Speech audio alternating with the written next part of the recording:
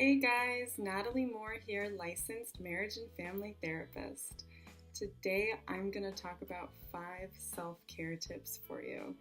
This is an area near and dear to my heart because I've been on the self-care journey for about 8 years now, and it's still a struggle for me. I just did an Instagram post recently saying that therapists and coaches do not have it all figured out.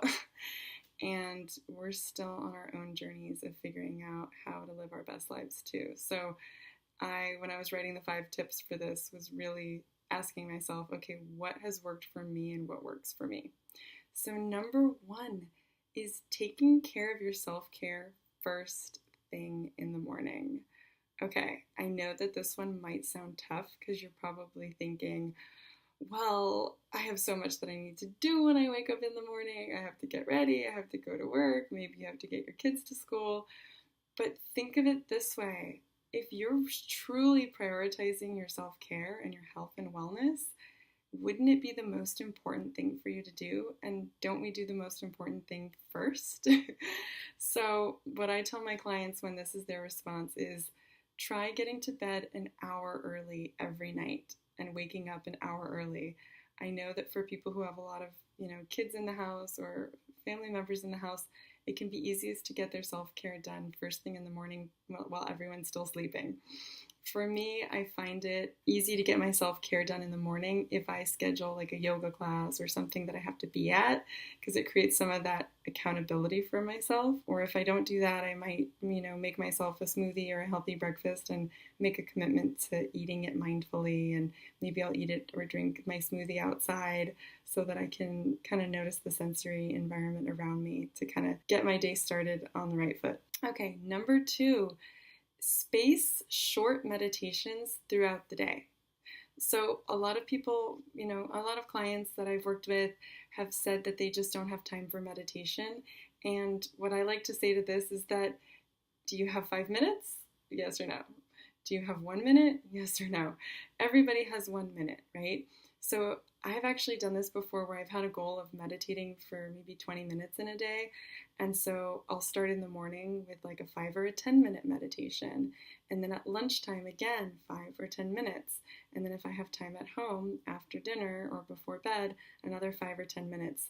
You'd be amazed at how much time actually adds up if you can space these short meditations throughout the day. On that note, there's so many different apps that you can choose from, YouTube channels for guided meditations, or you could just set a 5-minute timer on your phone and just close your eyes and focus on your breath. Number 3, create a challenge, a self-care challenge.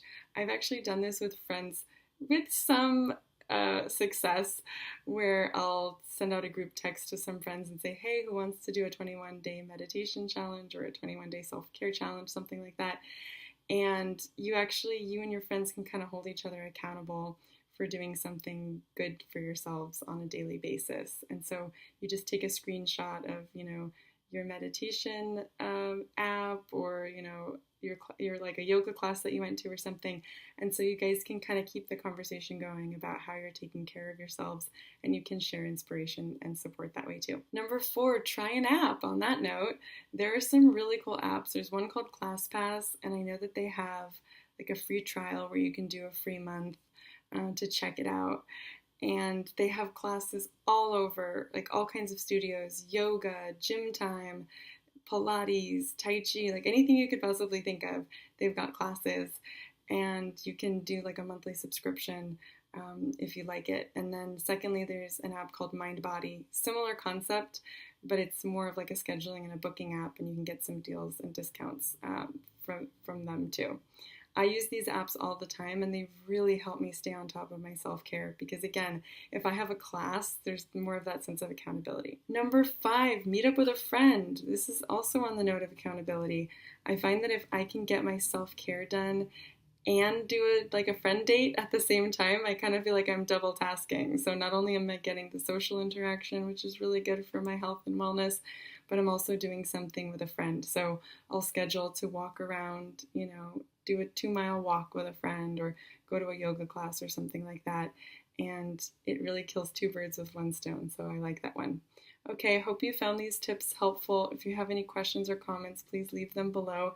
And if you live in the LA area and think that I might be a good fit for working with you, if you're looking for a therapist, please give me a call. Have a good one. Bye.